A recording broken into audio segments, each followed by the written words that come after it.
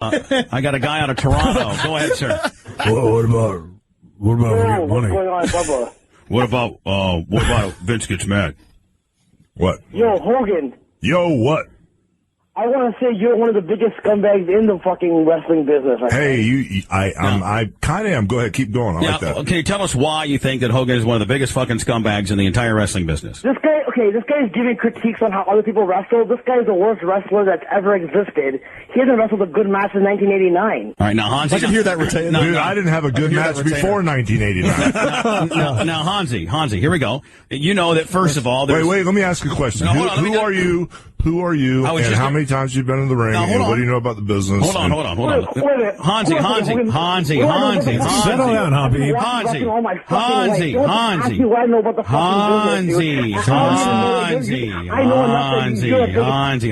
Settle down. Hold on, Hanzi.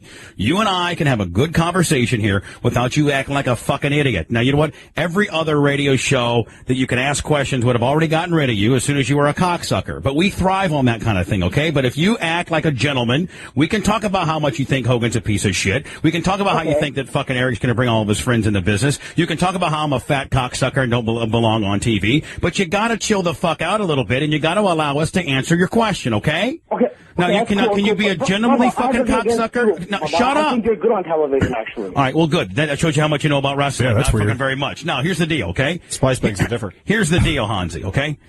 Hogan's question, you asked Hogan a question, and that was, you're the worst fucking wrestler in the business. You haven't had a good match since 1989. Point well taken. Now, his question back to you, Hanzi, was, if you are a guy that knows a lot about the business and you have a good history or a good resume and have done a lot of good stuff, tell us what you've done in the industry besides just sit there as a fucking mark and watch TV. Tell me that Hold on. If I'm the one who's giving them fucking business, right? I can he's put down so many good talents in the fucking industry, like Mick Foley, like Stone Cold. No wonder Stone Cold doesn't want to work a program with you, because everyone in the business fucking hates Hogan's guts. Hanzi. I think Flair hits Bischoff's guts, man. Flair wanted to choke this guy out. Take a breath. Take a breath. Here's Eric Bischoff for you. Take a breath. Here we go. I got one question for you. What? How much blow have you been doing? I mean, your heart's going to explode, kid. You're taking this way slow down, Hanzi, slow down. Hanzi, you're taking this way too serious, buddy. Slow the fuck down.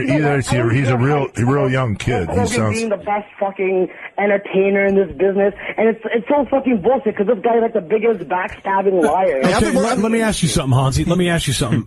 Now, if you were able to make all the money and put yourself over and be the biggest name in all of wrestling, but not necessarily the best worker, doesn't that make you great in the business? No, because Stone Cold and The Rock made more money, and they put people over in the business and did it better than Hogan. Hold on, Hanzi, didn't want to come back to professional wrestling. This guy was trying to make a movie career. Hanzi, let me just dispel one of your misbeliefs.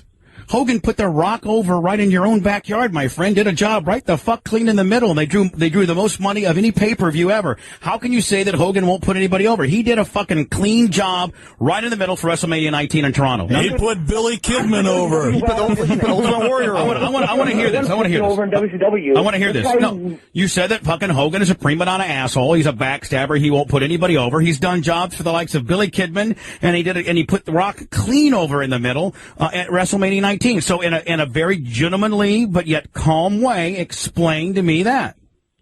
Okay, no.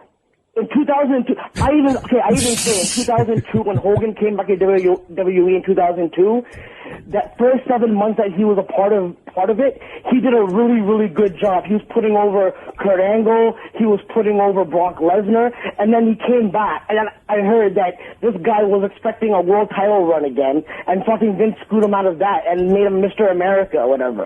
And Hogan got pissed about that or some shit. All right, so Hanzi, here it is. I'm going to throw you over to Hogan, and he can actually answer the questions about the misconceptions that you may have about his career.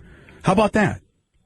Okay, go ahead. Okay, settle the fuck down now. And rather than make accusations and fucking call names, why don't you ask Terry, when you came back to Vince on this particular time and you had a good 7-month run, but then they changed it to Mr. America, I heard that this happened. Instead of just going, chalking up another fucking line and just blurting shit out, Hanzi. I mean, I've not, most good hosts would have already hung up on your radical ass. I want to get to the bottom of this. So, as a gentlemanly, ask Hogan a few questions about that you may have. Okay, fine, but before I continue, I got a couple things for Bischoff as well, if that's cool. You know what? We love listeners like you. Maybe we can actually turn some big fucked up misconceptions that you have around, Hanzi, but we have to do it in a calm way, buddy. Okay? Okay, fine. Okay, fine. Here we go. You can start with Mr. I apologize for my... Okay, anyways, the problem I have with Hogan is that this guy, he had creative control over his own fucking character.